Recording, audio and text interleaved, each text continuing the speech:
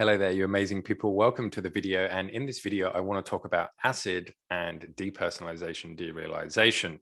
You might commonly know it as an edible or LSD.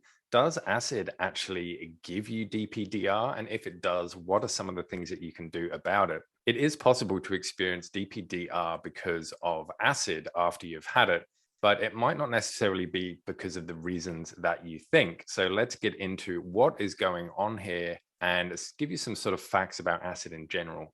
Acid, LSD, edibles, and DPDR. Lysergic acid diethylamide, or LSD, as it's commonly known, is a long-lasting psychoactive drug that distorts and alters perceptions. So in other words, it's a hallucinogenic drug. And when you take it, it's commonly called a trip. And it can last up to 12 hours, and it could be even 24 hours before you're sort of completely sober again and back to normal. You can feel great and amazing, but there also can be some side effects like rapid and intense mood swings as well. It was very common in the 60s and 70s and was used as a way to expand one's perception of the world and themselves. Despite acid being around for over 70 years, there have been very little controlled research studies on its specific effects on the brain.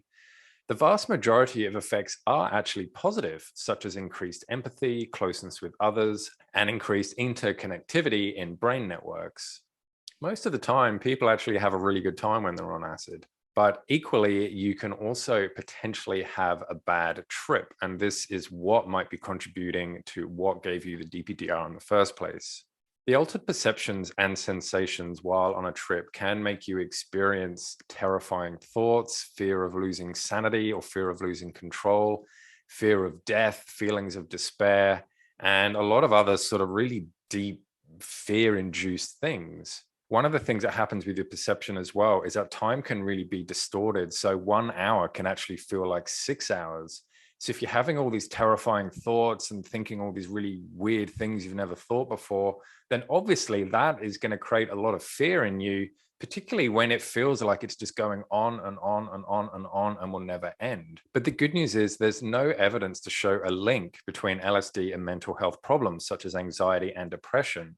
But some of the side effects of LSD can include anxiety. So this is really great news for you because it means there's no actual evidence to show a link between getting depression or getting anxiety long term because of taking LSD or acid or having a bad trip or anything like that.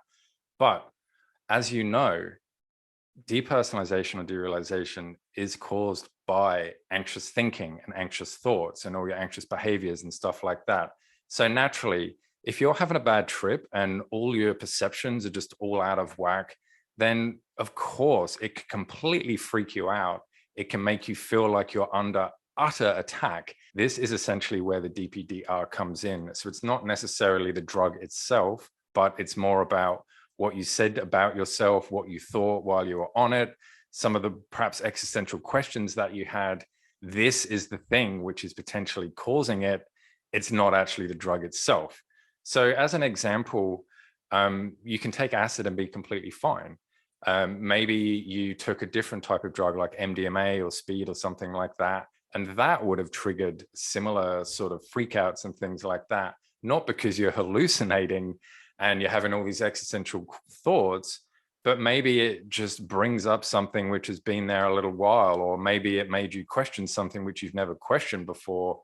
And it's all new, it's a change, it's going to freak you out, and potentially it could put you back into sort of this, or could put you into this DPDR state.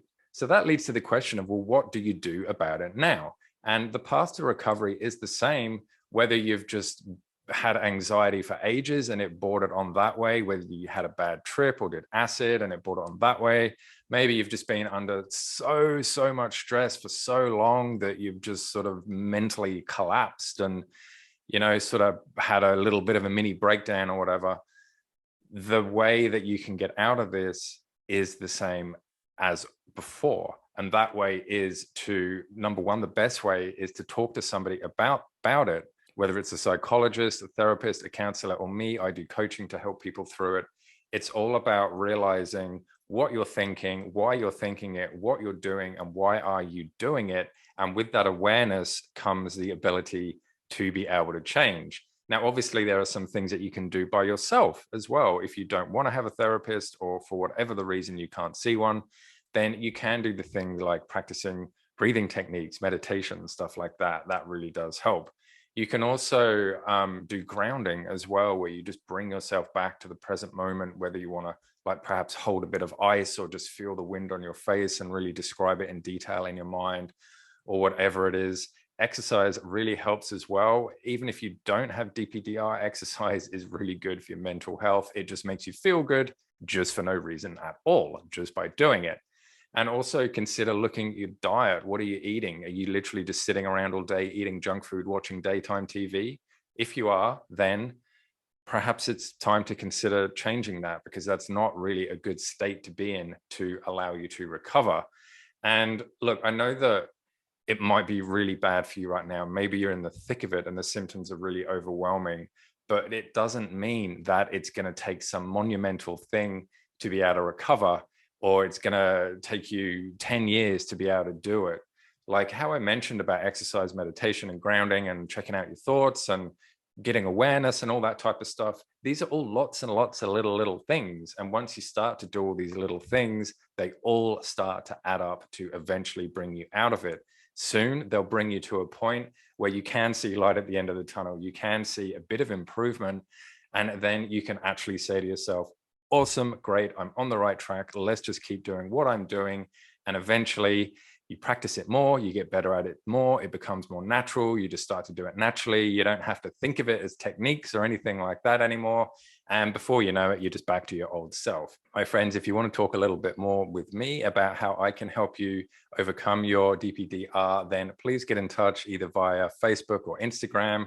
Or if you want a more detailed call where we can really go in depth about what's going on and how I can help you, then book a discovery call, and all the links for that are in the description of the video. And until next time, I'll see you all in the next video. Bye.